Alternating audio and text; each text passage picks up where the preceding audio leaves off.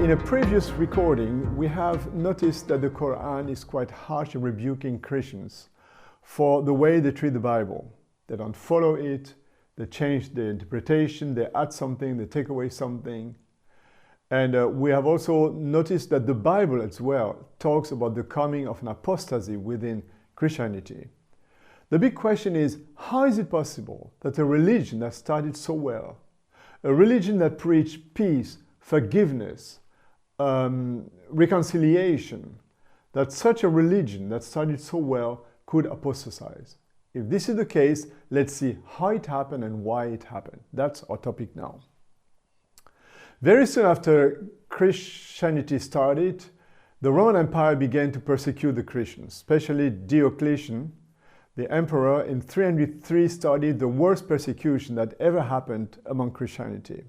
Diocletian ordered by decree the destruction of Christian buildings, the confiscation of Christian property, the burning of all holy scriptures. It had officially become by law that Christianity was no longer a tolerated religion. Christians were not allowed anymore to profess their faith openly. However, things didn't last too long, fortunately. After 10 years, Galerius, the adopted son and successor of Diocletian, who was also a deep enemy, a great enemy of Christianity, realized that he couldn't fight against Christianity the way he did. On the contrary, all the violent measures against Christianity had a counterproductive effect. So he changed his position and issued the so-called Edict of Toleration of Nicomedia in April 311, which granted Christians following: first, the free choice to follow their own religion. So everybody from that point had the freedom to choose his own religion. Second, all Christian prisoners were released and from there on able to live out their faith unhindered. This was the victory of Christianity. The admission that Christianity could not be eradicated made it a strong religion that has the freedom to do whatever they wanted. 2 years later, Constantine I, of Constantine the Great, ascended to the throne, and he made a further step of legalizing Christianity throughout his empire. The decree, the Edict of Milan, gave the followers of Jesus the full privilege of and the full legal protection as full recognized members of the society. And finally, they also had the right to serve their God unmolested.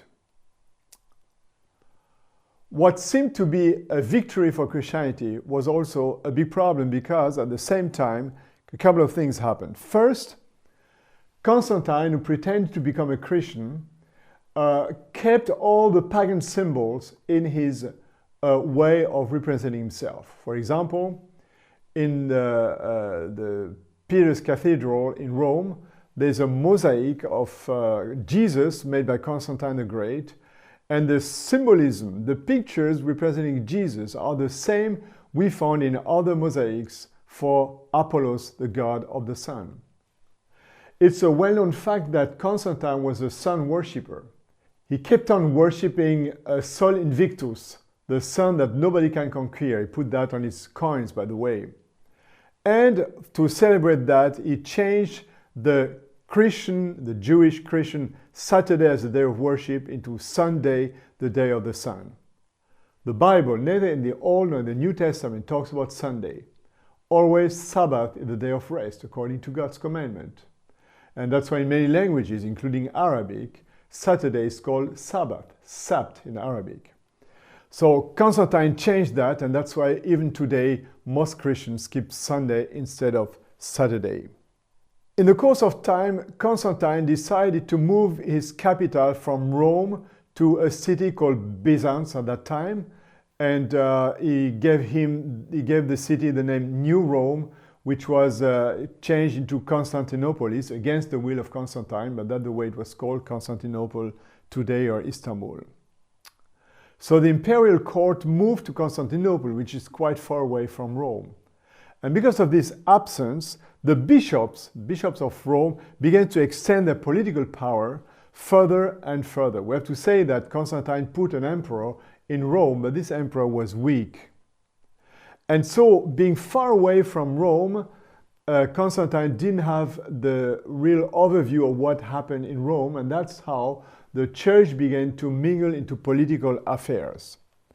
But Constantine was ready to pay this tribute because he knew that the administration of the church was efficient and could influence the whole society. But before we talk about that, let's consider a religion that overnight became the official religion. Many people had no idea what Christianity was. Remember that at that time there was no Bible. There was a few Bibles, but they were written in Latin. Nobody had access to that. Even the priests in the city, and especially in the villages, had no idea about Christianity. I wonder what they would preach in their church service. That's something that we don't know, but that would be very interesting to know that. And the people kept their pagan traditions and mixed them with Christianity. The best example is the worship of the saints, local gods that came into Christianity as holy persons. In southern Germany, some churches are built on water sources because people used to worship the water, and one day they came to the same place to worship the water, and there was a church. Christianity was attractive because of the big cathedral built all around the country. So people came, but they kept their traditions. And when later on people became aware that there was a discrepancy between the Bible and what the church said, then the church had a real problem. In the 13th century, somebody translated the Bible into French, into a language that people could understand. Immediately, the church issued 2 decrees, the decree of Toulouse and Tarragon, to forbid the Bible. So the Bible was forbidden for centuries and centuries. Forbidden to read, forbidden to have a Bible in your house. And this is how pagan influences could come into Christianity. 200 years after Constantine, Justinian, again Justinian called Justinian the Great, made the second step. While Constantine, as a politician, took care of religious affairs, Justinian gave his power to the church so that now religion would take care of religion. From that moment on, all the kings, all the rulers were chosen by the church. Of course, under the condition that they would obey to what the church would say, so that the church had the say in political affairs. At that moment, paganism didn't just enter because of the mix between ignorance and abuse, but the abuse became bigger because the church, to get more money, to get more power, invented some ways to control the people. And the best example is the doctrine of the immortality of the soul, that the soul still lives after death.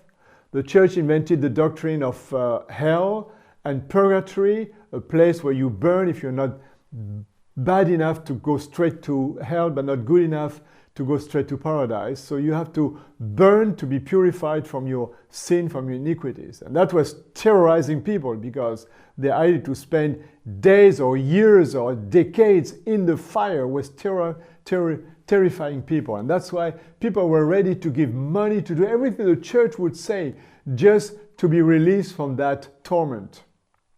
And so the church had the control over the people. The church made money, and many other wrong teaching were brought into Christianity to justify this power to control the people and to make money.